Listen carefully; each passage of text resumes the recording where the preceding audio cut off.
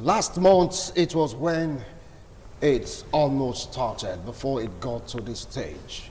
Yes, some envoys were sent to Mali, and of course our president also spoke to Keita, was like, let's look for a way out of this quagmire. And the talk ended in stalemate.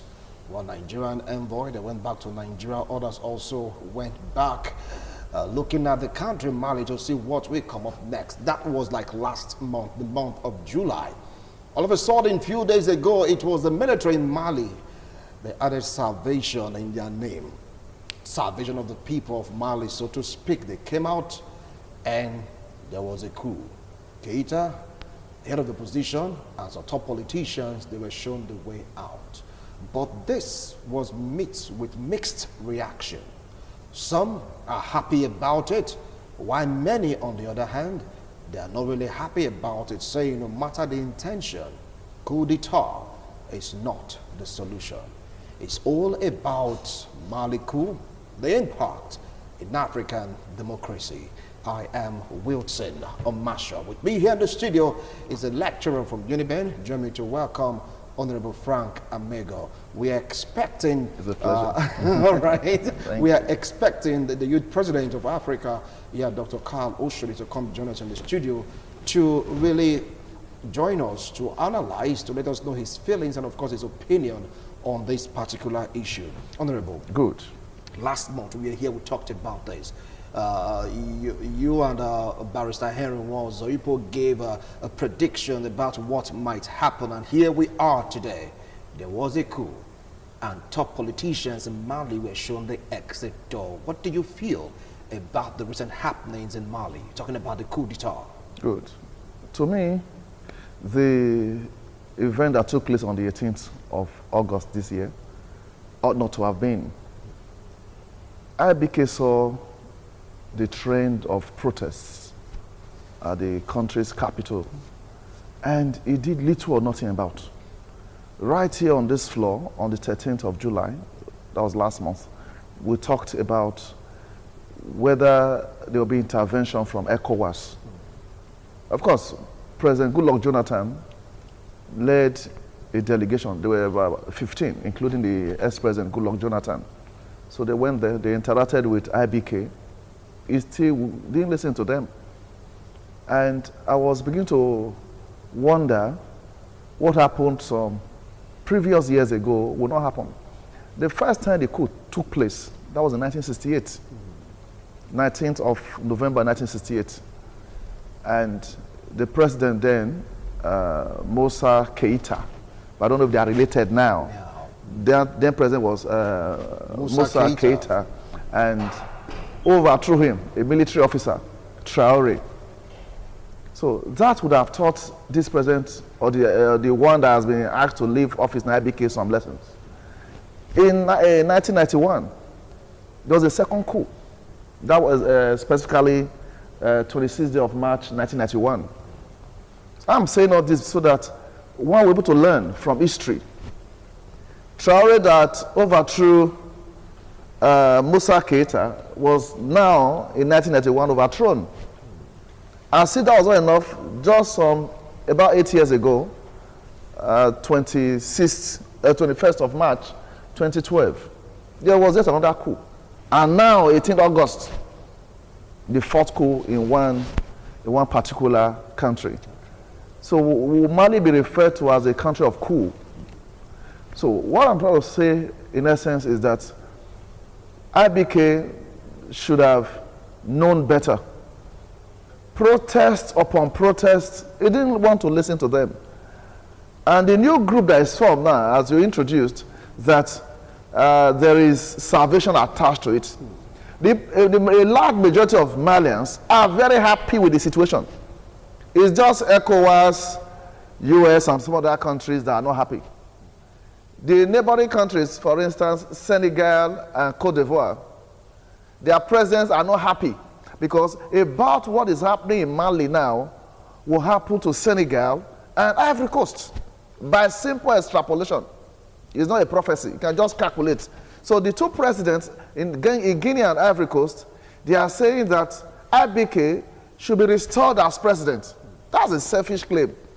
I'm not on the side of coup d'etat, no. But you sound as if you're on the side of coup d'etat. No, I'm just trying to go down memory lane. And the obvious events that have been playing out. IBK created this coup. He had a lot of things to battle with. The jihadists, the failing policies he has put in place, and that now gave way for several protests that lasted for some months. He did nothing about it. So now the military have taken over in an attempt to savage the nation. Malians are happy. Hold on now. You said the military took over in an attempt to salvage the nation. Those salvation is attached to their name. That's the truth. But some pundits have the opinion that it will be difficult, following the history of Mali and coup, for this group of military personnel to hand over to a civilian. Even that was a promise that they want to have a smooth transition, give it to a civilian government, but people are taking it with a pinch of salt. Former President Goodluck Jonathan, that led the delegation, they arrived in Bamako, their capital city, on Saturday, 2 days ago. And out of the 15, former President Goodluck Jonathan and 2 other persons, making 3, were allowed to see the president as wherever he was kept. They didn't disclose the meeting point. So what the group is saying, those that took over, is they should be given a reasonable time, in quote, reasonable time, that the president that will emerge as the interim president, pending when a proper election is conducted, can either be a civilian or a military. So let's allow them the benefit of the doubt, irrespective of the threats by US and the rest, that they will withdraw so many things from them. Who cares? They don't care. They don't care because the suffering they have been into, the complaints, the crisis that have been going on in Mali, there was no external intervention. As if these various countries in US were on the side of IBK. And people were suffering. Who wears the shoes will know where it will pinch. So I'm not really supporting coup d'etat, but the outgoing president created that platform for this coup to take place. They complained about poor infrastructure. Nothing was done. Complained about unemployment. Nothing was done. Policy somersault. Nothing was done. That's on one side. On the other side, the president made some wonderful promises. In his first term of 5 years, he made that promise. Nothing was fulfilled. Now, on the second term, ending maybe 2023, there was no ray of hope. So the president was the one that led them into thinking of planning a coup. So that's why I'm not going to sympathize with him. The Malians, if they didn't really believe in the coup, they would have seen protests against the coup. But they are not doing that. They are happier.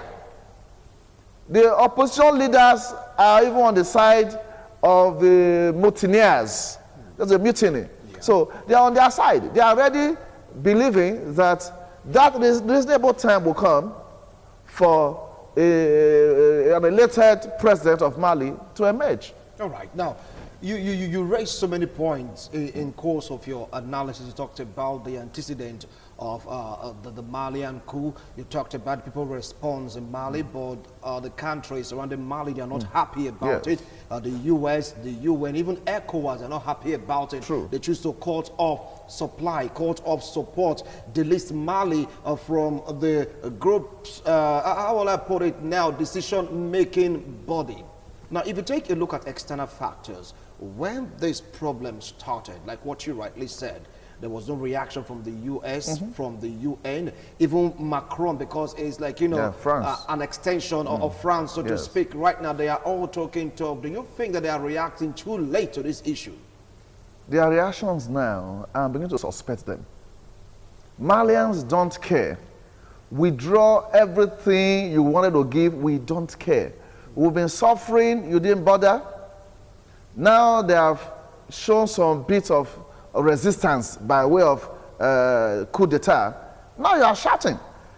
They felt that all these various countries, various organizations like ECOWAS, they were asleep all this while. only to test the level of sleep by overthrowing the president. Now they have been awake. So while President Goodluck Jonathan with the other 14 went there, they only said 3. We would allow 3 of you to see the outgoing or outgone president, Keita. And former President Goodluck Jonathan reported back that Keita was in a good state of mind, including the Prime Minister and some other key officers, that they will not release them until they have set up an interim government. So what I feel the US, France, and some other nations would have done at the time of protests that lasted several months, can they account for areas whereby they tried to help issues out? I can't see. So that's why the Malians are very happy. If you feed their pulse now, they are the happiest people in West Africa. Neighboring countries like I mentioned, Guinea and Ivory Coast, the presidents are just being selfish because it's about the top 10 bid that they are trying to get in place. Their interest is self-centered. So I don't even want to consider those 2 countries. US came in too late. They know the predicaments that the Malians have been going through. The election that took place whereby there was rigging and all manners of electoral inconsistencies, what did the ECOWAS do about it? What did UN, US, France do about it? Nothing was done. So the people of Mali just said, okay, let's have a plan B.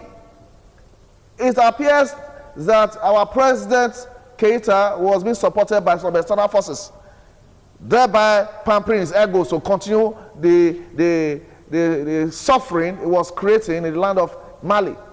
So the Malians now, they don't care to know or understand whether they want to withdraw any form of aid to Mali. Want to train our military? Don't worry, we will train ourselves.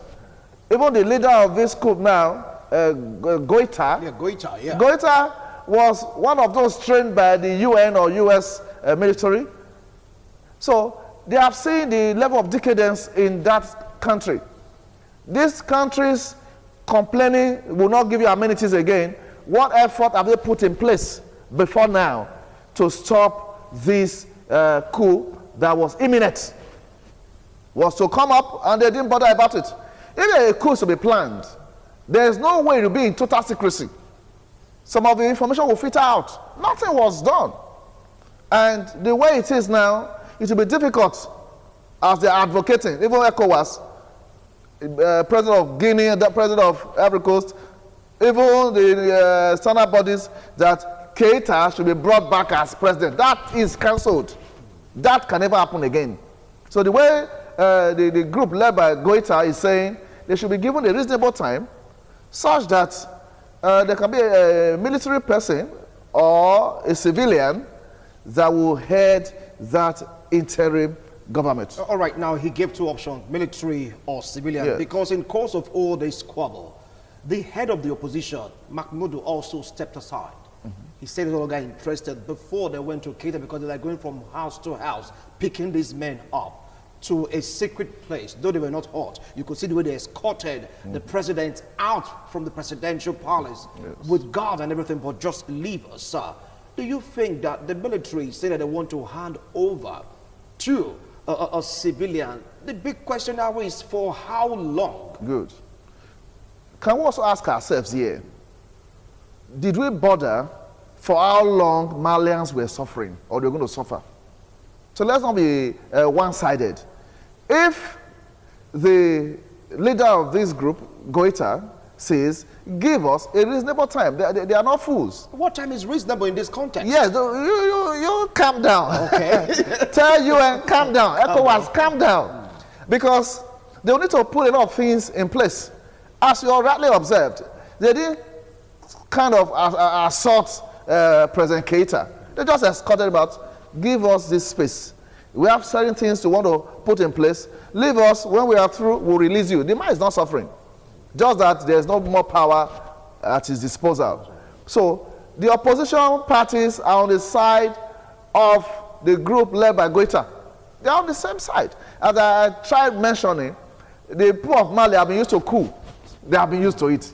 From 1968 to 1991 to 2012, now 2020. So by now they should be used to it.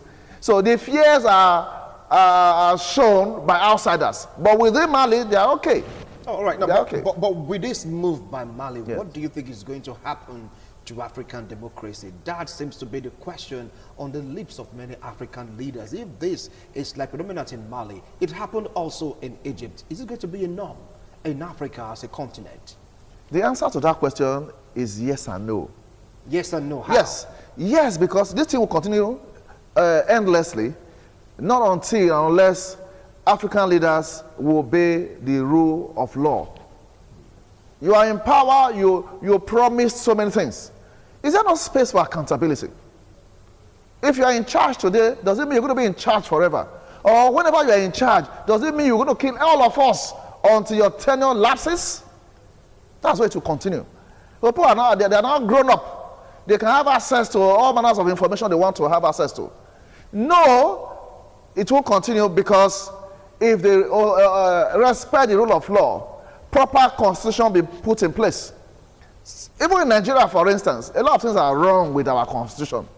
That's why we have a lot of anomalies here and there, electoral processes especially. So, if African leadership will come to a round table, I may not know what they discuss at the AU or ECOWAS platform. To me, they should call themselves to order that we have been elected into this position based on trust. So this short time you're going to rule or reign, ensure you write your name in the Sand of Times for good. I don't think such things are discussed. That 15 persons are now being delegated to interface. Where were these 15 persons before? What effort have you put in place? You're not looking at, you're trying to look at how to quench fire. But I prefer how to stop the fire from starting. So Africa is burning through the channel of leadership. All the things we have in African leadership, easily you see self-centeredness. Personal pronouns being said. I don't want, I want. You're not speaking on behalf of the nation. You are talking about yourself as an individual. Not if you're going to use that collective pronoun, that this action will benefit all of us. We are doing this for the sake of all of us. But all what you see is self-centered. They don't care about the next person. Different presidents are trying to put in some clauses into the constitution where, the other time, 2 weeks ago, you drop a constitution that is not people-oriented. And now you're going to come up with uprising. And now begin to wonder, external countries, organizations come and rescue us. You created the fire. If the fire service is not coming on time, don't blame it on them because you set the fire up. So the challenge to democracy is the line of African leadership. They should be true to the constitution of the land. And if the constitution has been made or amended to favor them as individuals, then the legislative arm should rise up to the challenge and do the right thing. So, as it's also in Nigeria, we complain, whether true or not true, that the executive has in a way kept in their pockets the legislative arm. Oftentimes you see the legislative arm dancing along the tune of the executive. They are like toothless bulldog. I'm sure that's the way it is all over Africa. When we say toothless bulldog, that is relative. It's about them to be in the pocket of the executive also is relative. So people be like, we are not in the pocket of the executive. Some of that opinion. Yes, by what you say, you are not in their pockets. Yeah. But by your action, you are in their pockets. Well, that's your own opinion. That's the obvious thing. Okay, now let's go back to Mali. You get to see external forces making one form of pronouncement or the other, giving warning or the other. Macron spoke about this issue, wasn't really happy about the coup d'etat. UN also spoke about the same thing. US, they're of the same opinion, condemning the coup. And of course, ECOWAS, they choose to delist Mali from the decision-making body of that West African community. Do you see it changing the mind of the mutineers, so to speak? what I see along that line is very simple. You're just rising up to say there shouldn't have been a coup d'etat. But while the processes were going on, what useful statement, what useful, beneficial action did you take? If those actions were taken, they would have been. And truly, military rule is not the best for us. That's the truth. But the events that have taken place is just like, as we used to say, that there has changed in Nigeria in particular, that you sew your coat according to your size. But now, the way the nation is now, is you sew your coat according to your cloth. If your cloth is 1 yard, you sew it like that. Maybe your size will be 10 yards, you sew it like that. So there's a paradigm shift now in the direction of humanity. Coup is not good, but in human realization, if that could salvage the situation, why not do that? This mango is not ripe. I can see it's not ripe, but I'm hungry. I'll pluck it and eat it. You mean that situation right now in Mali? That's the situation. This is the best thing they can. They waited for too long for ECOWAS, AU, UN, everybody to intervene. They did not. Maybe they did. IBK did not respond to their cause. So the only thing left for them is what they have done now. At least to take over a government does not require UN or ECOWAS. This is a thing we could just do, one, two, three of us just do it and have action. If the action was very detrimental to the progress of Mali, Malians would have risen up against it. All these months of crisis, protests here and there, the president did not do something meaningful. The only thing they attempted to do was to dissolve that court. And meanwhile, what led to the crisis, you have not attended to it. If you had attended, leave the court alone. Attend to those about 30 seats. Let there be a by-election. All these things will have taken place. It's just like we have in a locality 1 million voters registered by the electoral umpire. There are 1 million voters here. And now an election was conducted, results announced that total number of votes cast 2.5 million. You will protest. You will protest. So a level of insincerity, gross insincerity on the part of IBK has brought the whole of Mali and by extension West Africa to this mess. If the IBK had done the right thing, listen to your people. If you're going to be president, first, second, third terms, the terms will be over someday. What will be your disposition to your people thereafter? He didn't consider that. So that's the situation we are in now. Coup d'etat is not the right thing, but that's the best option for the Mali people right now. It's like you're not in support of it on one hand, you're support of it on the other hand. Yes, but the IBK created it. But right now, they say when they are available, it's not desirable. When the desirable is not available, you make the available desirable. So wow. the goats were not pushed to the wall, and biologically they shouldn't bite, but now goats are biting. Wow. Interesting. And don't forget also that Mali has been plagued with insurgents, some linked to Al-Qaeda, some linked with to Islamic State. Do you think with this coup is going to lead to an escalation in that region of the activities of insurgents? Fortunately, it won't escalate. If we also listen to the jihadists, they would have had 1 or 2 reasons for their violent attacks, good or bad. So, while the Malians are very happy now, this is like a common ground for all of us to air our grievances. So the reasonable time Goita is talking about is to bring these various groups together. What really is our problem in Mali? That might take a month. If it takes 2 months, to me, I'm not bothered. Let's try to bring together all these aggrieved parties. What really is the problem? Mali is our country. We can't be killing ourselves. We are all brothers and sisters. But the former or outgone leadership has not made any frantic effort towards arresting this challenge. Though you were the president as IBK, nobody's going to challenge you along that line. But bring peace, bring progress, bring security. All of these things are not there.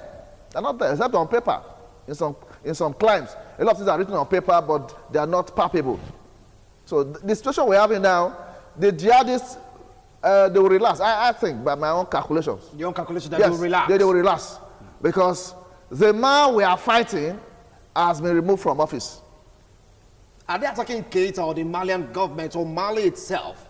Because that should be the question. Because when they ask the French troops that are positioned in Mali if they are going to lead to this coup d'etat, they said no, they'll still be there fighting jihadists.